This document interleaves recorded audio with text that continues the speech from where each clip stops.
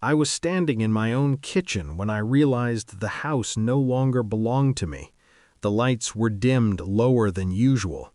A second wine glass sat on the counter, still damp, and my wife was laughing in a way she hadn't laughed with me in years. Not loud, not careless, intimate. I didn't walk in. I didn't interrupt. I stood in the hallway, half hidden by the shadow of the doorframe, listening to a life that had been carefully edited to exclude me. That was the moment everything changed. Not because she betrayed me, but because I finally understood how long she thought I was stupid. We had built this life slowly, brick by brick, routine by routine, Sunday mornings with burnt coffee, shared calendars on the fridge, inside jokes that only made sense to us. She used to reach for my hand when crossing the street, like the world was dangerous and I was the solution. I trusted that version of her. That's the cruel part. Betrayal doesn't begin with sex. It begins with confidence, with the certainty that you know someone so well you stop watching. And I had stopped watching. She changed in increments, subtle ones, a new password, phone tilted away, longer showers, shorter answers. She started calling me babe again, overcompensating affection, perfectly rehearsed. I noticed, of course I did. I just didn't confront her, because pain is loud, but clarity is silent. The truth didn't arrive dramatically, no lipstick on collars, no midnight confessions. It arrived through a bank notification, a reservation charge, upscale restaurant, weekday afternoon, 2 people.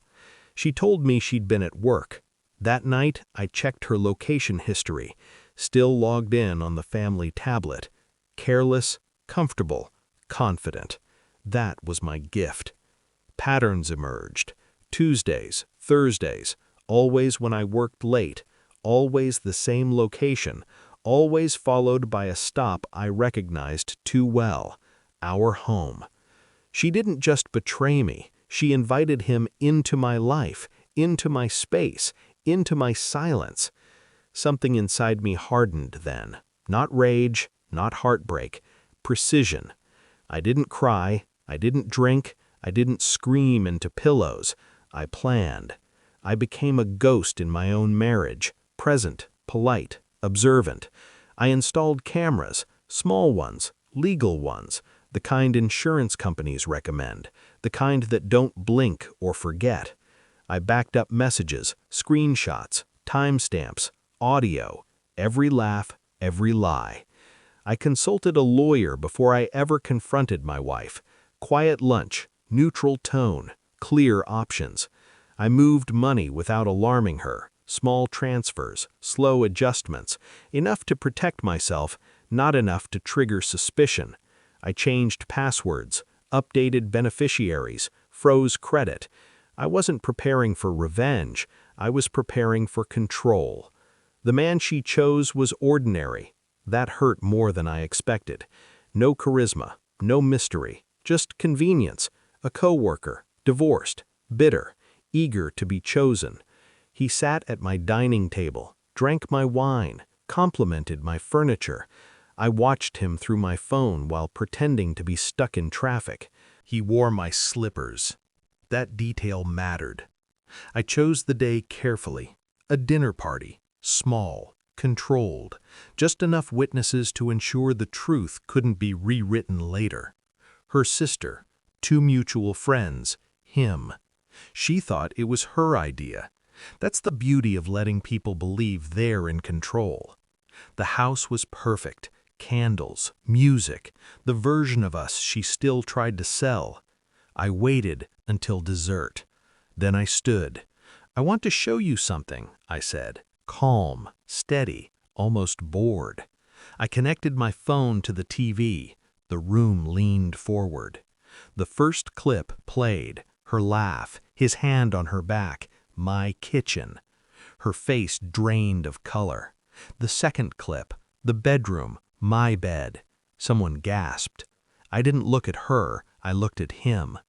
"You should probably take off my slippers," I said, They don't belong to you." Silence collapsed the room. She tried to speak, tried to cry, tried to explain. I raised my hand. "No," I said, "this part is mine." I laid everything out, not emotionally, methodically.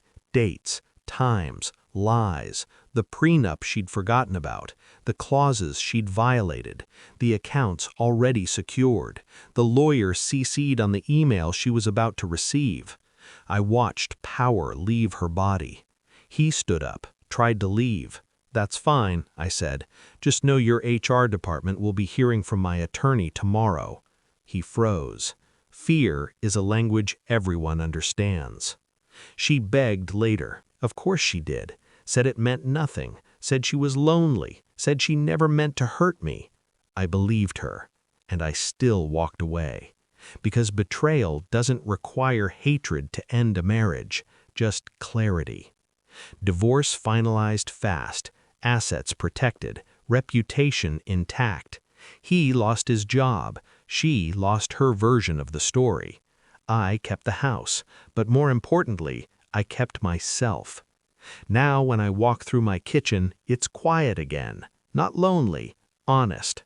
I don't feel rage anymore, or sadness, just relief, because the most powerful revenge isn't destruction, it's composure. It's watching people realize too late that the person they underestimated was the one holding all the cards. And that moment, when they finally see you clearly, that lasts forever.